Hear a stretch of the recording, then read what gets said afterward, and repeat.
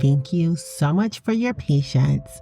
I've had microphone issues the past couple weeks, but your girl is back with a brand new microphone, and I can't remember the name of this other thing that comes with it. So, yeah, I'm back, and I'm going to start cranking out more episodes, especially because it's been a couple weeks. Once again, thanks for your patience.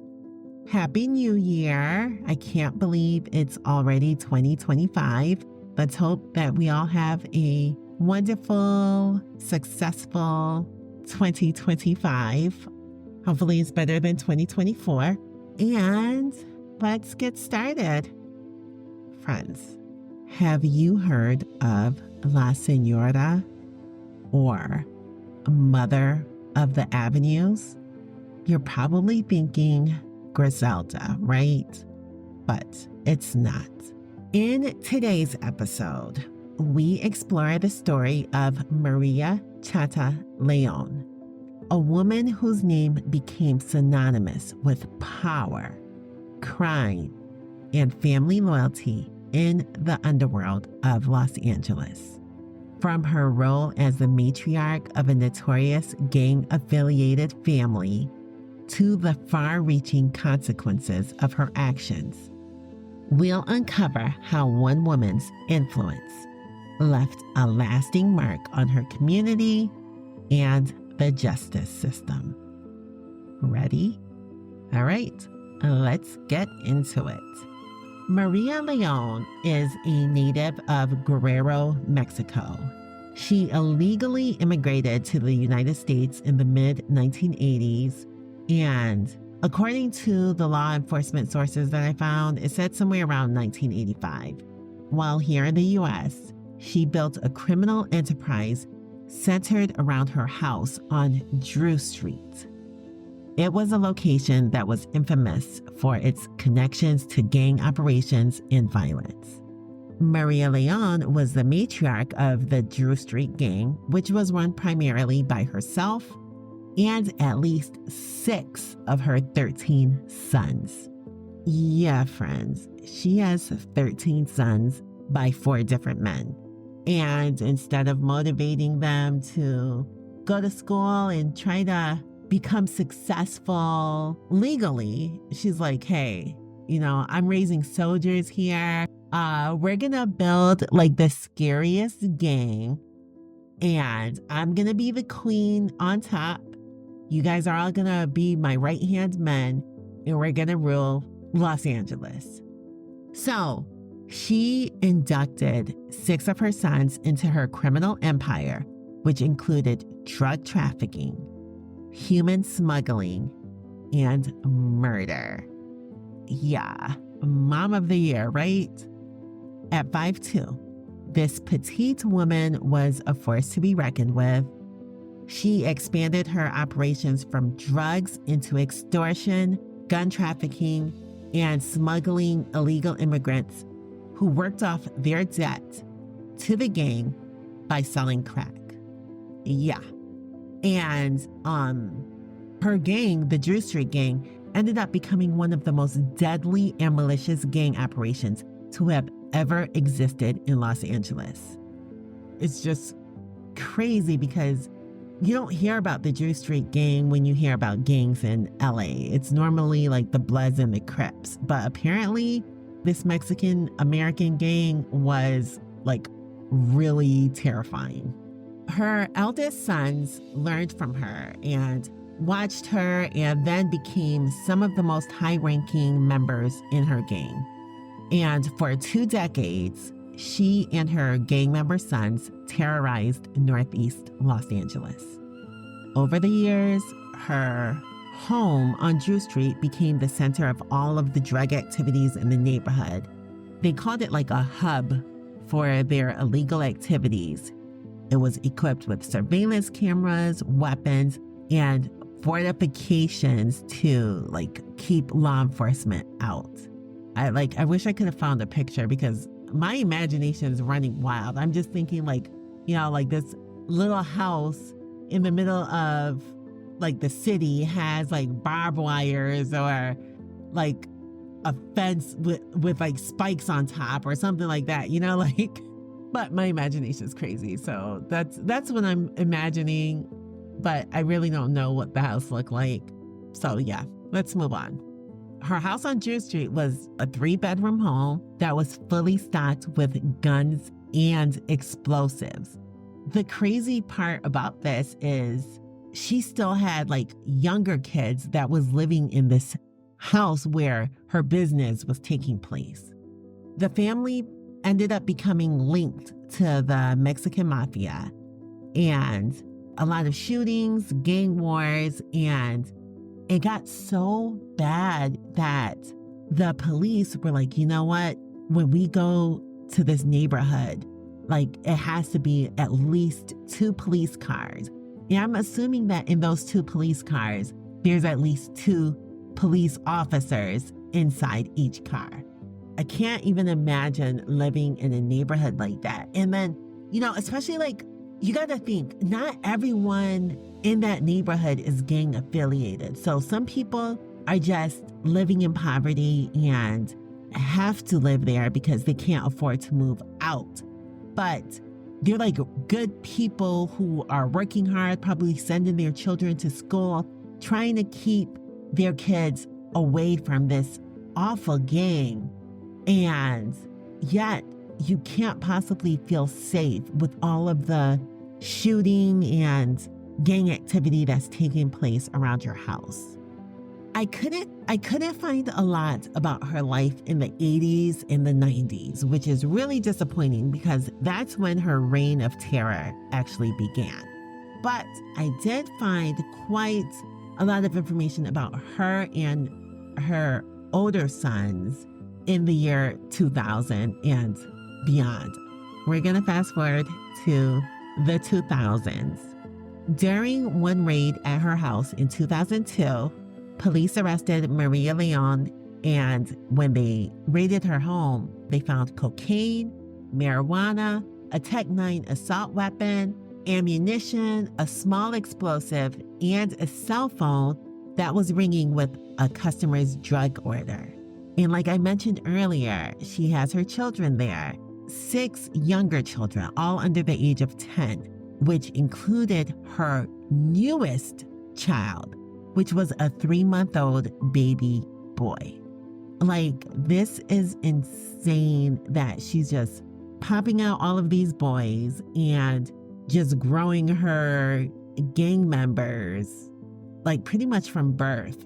So after this raid, Maria spent like her longest time in prison in the United States. She was actually in prison for 4 years, which based on the crimes that I've given you, she should have definitely been in there longer. So after her arrest, police officers also arrested one of her older sons, Francisco Pancho Real, who was now the leader of the gang now that mom is behind bars. Like, he's like, you know what? I'm her right-hand man. I'm stepping up. And now I'm the leader of the gang. According to the prosecutor, the Mexican mafia members authorized him to take control of the Drew Estrada neighborhood in the summer before his arrest. In 2003, Francisco Pancho Real was convicted of accessory to murder in the killing of a local man who was shot to death in front of Maria Leon's Drew Street home. Apparently, it was a drug deal gone bad. So, according to the federal indictment, Francisco brought in $1,200 a day in drug money. Like, that's a lot of money to be bringing in. So if he brought in that much money, I'm assuming his mom probably brought in the same amount when she was free, or maybe even more.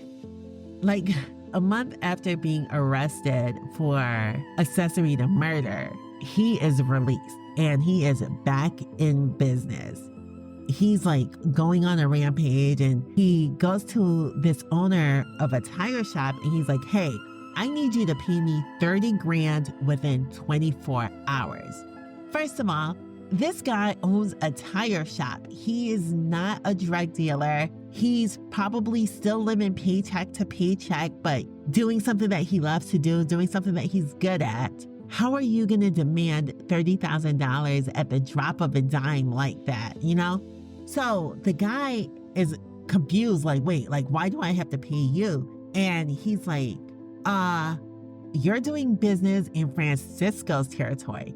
Listen, he's talking in the third person, like, he didn't say you're doing business in my territory. He's like, no, you're doing business in Francisco's territory, okay? You need to pay me or else.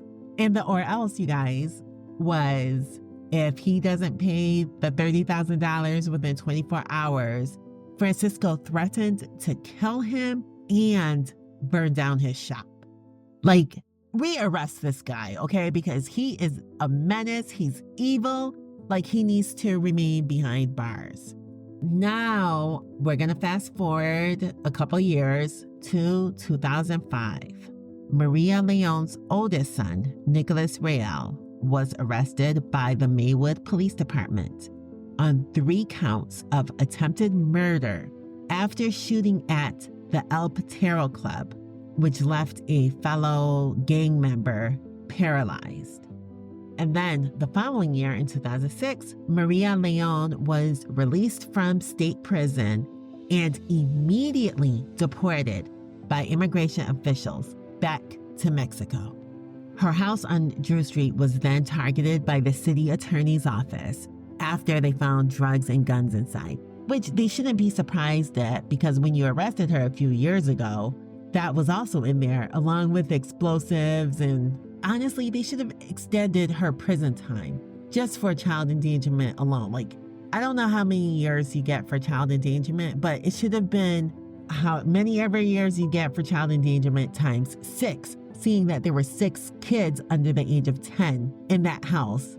But that's my opinion. So, after the city attorney said that the Drew Street house was a nuisance abatement, they made the rest of her family who was still living in the house leave. They were like, hey, I don't know where you're going to go, but you can't stay here, okay? Like, we're going to demolish this house. So, yeah, you got to go.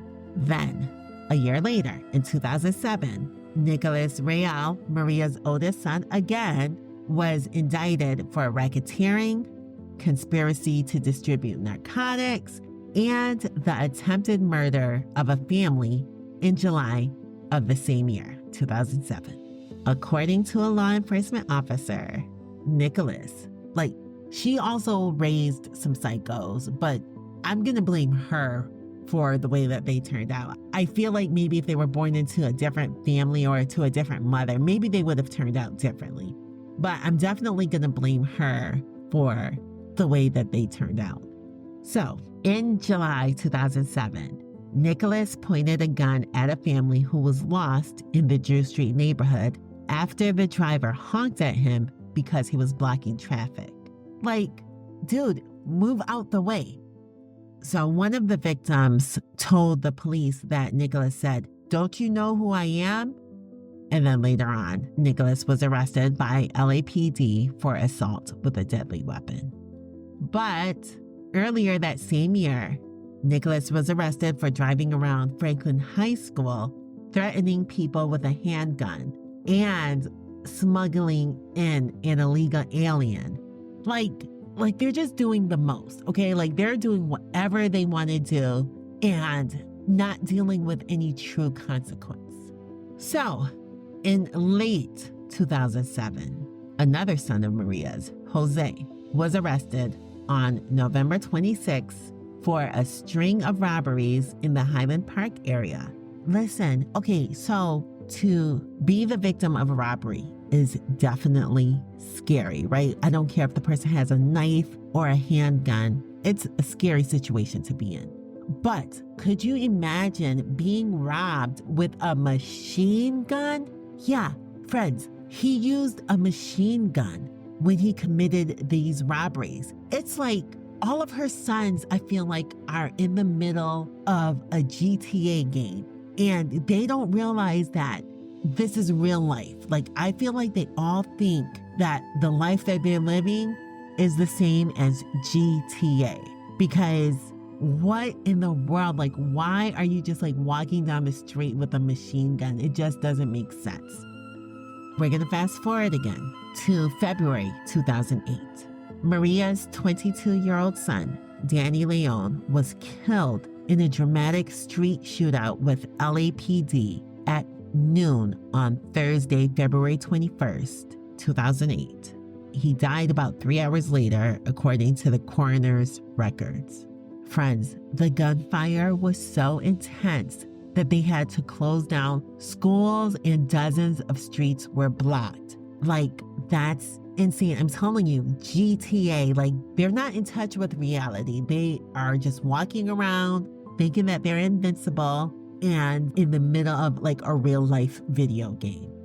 Why did this shootout take place, right? Like, I want to know, you want to know. Well, let's find out. So earlier that day, Danny was involved in the drive-by shooting of a 36-year-old Latino man, Mr. Salas. And this 36-year-old man is just walking down the street holding his 2-year-old granddaughter's hand. Next thing you know, he's shot multiple times by people in a passing car. So, 1, yes, I know 36 years old is really young to be a grandparent. But he was shot, unfortunately, and didn't survive. But luckily, the baby girl that he was with, his little granddaughter, she survived without a single scratch to her. You know, it's definitely a sad situation, but I'm glad that the little girl is okay. So after that, they got word that it was a white Nissan sedan that did this drive-by. When police officers later see a white Nissan sedan near Drew Street, they pull him over and 3 men get out and begin to shoot. Danny Leon was armed with an AK-47 rifle. Of course, the police officer fires back and kills Danny. One of the officers injures another man who was then taken to a hospital and was being held for killing the innocent pedestrian that was with his grandchild. And then a third suspect fled on foot, but was later found underneath a vehicle. He was arrested on suspicion of murder. And then the 4th man fled in the white Nissan sedan. And at the time in 2008, he hadn't been caught. But I'm hoping by now, I couldn't find anything about it, but I hope that he was eventually caught and arrested. And of course, all of these guys were part of the Drew Street gang. So it's said that Danny did have a history for violence, which is not surprising. Here's a little backstory about him. He was arrested for killing a drug buyer at the Drew Street house in 2004 and was ultimately convicted of being an accessory to murder. So I'm guessing he was with his brother, Francisco, who was an accessory to murder the same year at the house. Like, their lawyer is a jerk, but is very good at their job, because to get these two off of murder and just make them an accessory to the crime that everybody knows that they committed, and then they're free again. Like, their attorney definitely was getting paid well and did their job. In 2005, Danny was arrested. And listen, oh my God, friends. So here's the thing. He's young because he was 22 years old in 2008. In 2004, he's an accessory to murder, but I'm pretty sure he's actually a part of it. In 2005, he's arrested in a case where he brutally beat and robbed a 43-year-old man as his wife looked on. But the wife was so scared that Danny would come back for her that she wouldn't go to court to try to put him behind bars because she was so terrified. So, yeah, they all have had a life of violence from a very young age. So remember, Maria is back in Mexico. 2 days after Danny's death, Francisco arranged for his mother to be smuggled back into the United States. She's only 44 years old, and her son Francisco is like, hey, Mom, you need to be prepared to walk part of the distance, and I'll have someone pick you up. On February 27th, 2008. Francisco Real was trying to find a fake ID for his mom, and he also hired a friend to drive his car to pick up Maria and bring her back to Los Angeles. Once she was back in LA, rumors started to spread that she was constantly visiting her son Danny's grave. And in April 2008, immigration authorities caught up with her in front of her former house on Drew Street and charged her with re-entering the country illegally. Maria was then put in federal custody and was indicted on numerous drug charges, including distributing crack cocaine along Drew Street. So after the incident with Danny, the LAPD was backed by a federal racketeering indictment to sweep the neighborhood of 70 gang members, including Maria Leon, for murder, extortion, home invasion, and witness intimidation. The police and more than 500 federal agents arrested 28 alleged members of the Drew Street clique of the Avenues in Glassell. They began this operation at 4 o'clock in the morning. Maria's attorney, Mark Kasabian, asked the judge to show leniency toward his client because of the alleged abuse she suffered as a child and the death of her son, Danny Leon, in February 2008. He says, "Miss Leon has lost a great deal." The judge was not having it. He's like, what Leon and her extended family did to other people created much more suffering. Maria Leon was sitting in her white jumpsuit with a ponytail and shackles, and she asked the judge to forgive her. Like, what? First of all, with all the decades of criminal activities that you and your family committed, and all of the murders and fear that you put into people, you think you just saying, "I'm sorry" is gonna fix everything? Girl, please. So, the indictment of Maria Leon and her extended family included her sons, Jose Martinez, Jesus Martinez, Francisco Real, and Nicholas Real, for mostly drug-related charges. This was a huge win for local law enforcement because they spent years trying to break up the control that the family had over the Drew Street community in Northeast Los Angeles. The assistant U.S. attorney said, "She was at the center of an organization with her family, and as it grew, it became more dangerous. She has the responsibility for fostering the environment." Friends, listen to her arrest history. In 1986, she was arrested for burglary in Riverside County. In 1994, she was arrested for extortion and drugs. In 1995 and 1997, she was convicted of 2 felonies. In 1998, she was one of the first Avenues gangsters supervised by the probation department as part of the Clear Gang Task Force, which was inspired by the horrible 1995 murder of 3-year-old Stephanie Kewen after her parents made a wrong turn in their car and ended up in Avenues gang territory. Maria Leon was busted again in 2002 when the Glendale Police Department executed a search warrant on their criminal home on Drew Street. She was then arrested for selling drugs and child endangerment after the police found automatic weapons and explosives in her house. Maria was released from state prison in 2006 and was immediately deported by immigration officials. Then she was picked up again in April 2008 after visiting her son's grave multiple times. She has a long list of criminality, if that's a word. She has a long list of crimes. And now her Drew Street house, which was considered the epicenter of the local narcotic trade, was demolished and the city turned the property into a community garden. Maria Leon and several of her children are currently serving time in prison with the other gang members. That neighborhood is finally quiet. All right, friends. Thank you so much for listening to today's episode. If you found Maria Leon's story compelling, don't forget to subscribe, like, follow, and share. Let me know what you think. And I will talk to you all soon. I have a new series coming out soon, and I can't wait to release it to you. Thanks. Be safe, and I'll talk to you soon. Bye.